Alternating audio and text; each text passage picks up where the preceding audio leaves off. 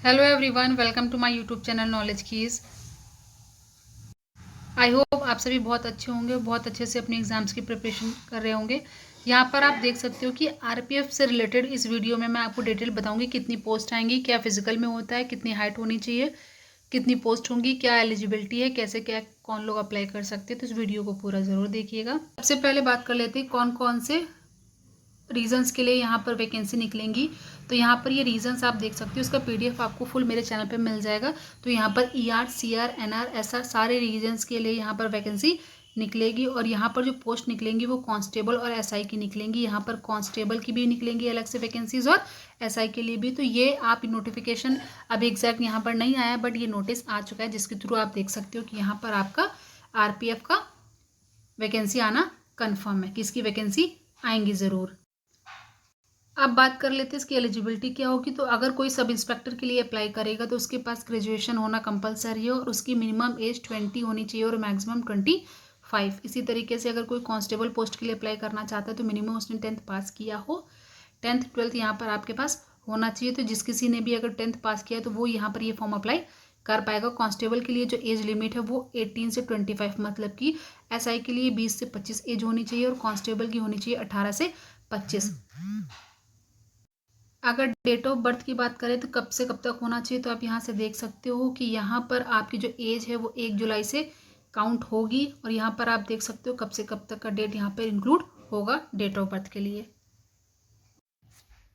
यहाँ पर आपकी जितनी भी वैकेंसीज आएंगी फीमेल के लिए सबसे बेस्ट होता है कि यहाँ पर जो भी वैकेंसीज आएंगी उसका 15% फीमेल के लिए वैकेंसीज रिजर्व रहती है। तो यहाँ पर आप देख सकते हो कि लिखा हुआ है 2000 in the rank of constable, मतलब कि यहाँ पे लगभग 2000 वैकेंसीज कांस्टेबल की आएंगी, बाकी 250 वैकेंसी लगभग यहाँ पर सब इंस्पेक्टर की आएगी। इसका सिलेक्शन प्रोसेस जो होता है उसमें 3 फेजेस होंगे, जिसमें पहला आपका सीबीटी होगा, फिर दूसरा फिजिकल एफिशिएंसी टेस्ट जिसे पीईटी बोला जाता है और फिजिकल मेजरमेंट टेस्ट जिसे पीएमटी बोला जाता है। फिर इसका डॉक्यूमेंट वेरिफिकेशन होगा। तो जो भी एस्पिरेंट्स है जिनको एज रिलैक्सेशन चाहिए या फिर कोई भी रिजर्वेशन चाहिए तो वो अपने डॉक्यूमेंट्स पहले ही प्रिपेयर करा लें, जिससे कि उनको एज रिलैक्सेशन भी मिल सके। इसका जो एग्ज़ाम पैटर्न होता है वो आप देखो यहाँ पर। तो सब इंस्पेक्टर का जो होता है वो भी 90 मिनट का होता है और कांस्टेबल का भी 90 मिनट का होता है। टोटल आपके 120 क्वेश्चन होते हैं, जिसमें आपके जीए 50 क्वेश्चन होते हैं और मैथ्स के 35 और रीजनिंग के 35। तो जिन भी एस्पिरेंट्स का दिल्ली पुलिस कांस्टेबल में रह चुका है तो उनके लिए बहुत अच्छी वैकेंसी, क्योंकि यहाँ पर भी जिस तरीके से उसमें जीएस का वेटेज ज़्यादा था तो यहाँ पर भी जनरल अवेयरनेस का वेटेज ज़्यादा है। यहाँ पर जीएस जनरल अवेयरनेस जीए के 50 क्वेश्चन होंगे, बाकी 35 क्वेश्चन मैथ्स के और 35 आपके रीजनिंग के क्वेश्चन होंगे।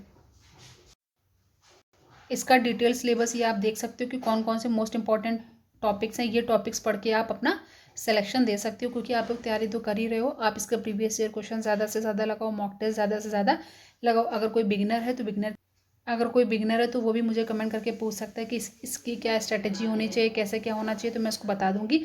बाकी ये इंपॉर्टेंट टॉपिक्स हैं जो कि आपको पढ़ लेने, क्योंकि ये पेपर में पूछे जाते हैं।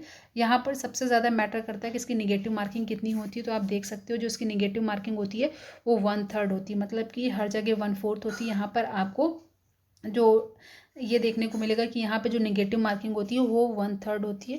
बाकी इसका स्टडी मटेरियल, जीएस की फ्री पीडीएफ स्टडी मटेरियल मैं आपको भी टेलीग्राम चैनल पे प्रोवाइड करती हूँ, तो आप टेलीग्राम चैनल को फॉलो कर सकते हैं, जिससे कि आपको हेल्प मिल जाए। बाकी अगर आपकी कोई क्वेरी तो आप देख सकते हैं, लेकिन ये जो यहाँ पर टॉपिक्स दिए हैं मोस्ट इंपॉर्टेंट है, इनको पढ़कर आप अपना सिलेक्शन दे सकते हो। बाकी अगर किसी बुक की फ्री पीडीएफ या फिर और भी स्टडी मटेरियल चाहिए, स्ट्रेटेजी चाहिए, तो आप कमेंट बॉक्स में कमेंट कर सकते हो या फिर टेलीग्राम चैनल को फॉलो कर लीजिए। वहाँ पर और भी जो वैकेंसीज आती हैं उसका आपको पीडीएफ और नोटिफिकेशन मिल जाएगा, जिससे कि वो वैकेंसी आप अपने हाथों से ना जाने दो और जल्द से उसके फॉर्म फिल करके अप्लाई कर सकते हो। तो जो भी एस्पिरेंट्स हैं इसका बहुत जल्द नोटिफिकेशन आने वाला हो, जनवरी से इसके फॉर्म स्टार्ट हो जाएंगे। तो आप डिटेल अपने पहले से ही देख लो, डॉक्यूमेंट्स अपने पहले से ही रेडी कर लो। Please like, share and subscribe my channel. Thank you for watching.